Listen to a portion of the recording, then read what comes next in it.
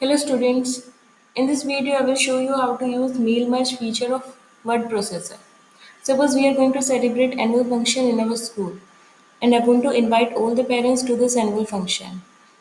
Suppose I have typed the letter, then I'll have to type all the addresses of the parents, typing all the addresses and names and then saving the documents. It becomes a very difficult job.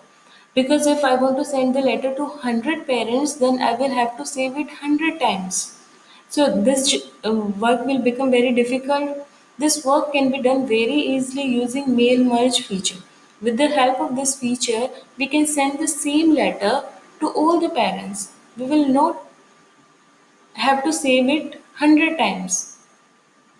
We'll have to save it only one time.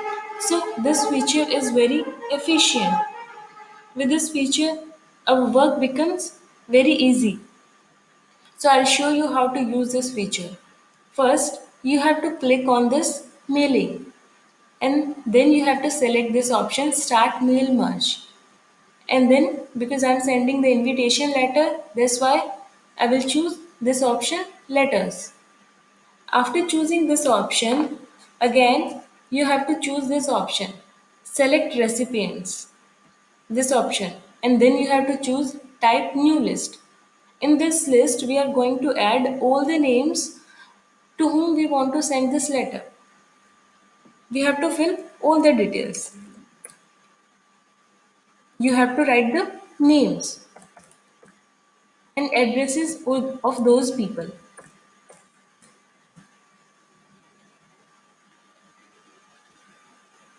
You can leave any field empty also. You can leave any field blank. It is not necessary to fill all the details.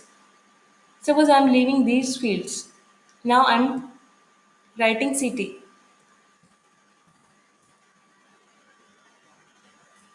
One entry I have completed, and if I want to enter another detail, then I have to click on new entry. Then see, you can enter new details in second entry. You can enter as many as details.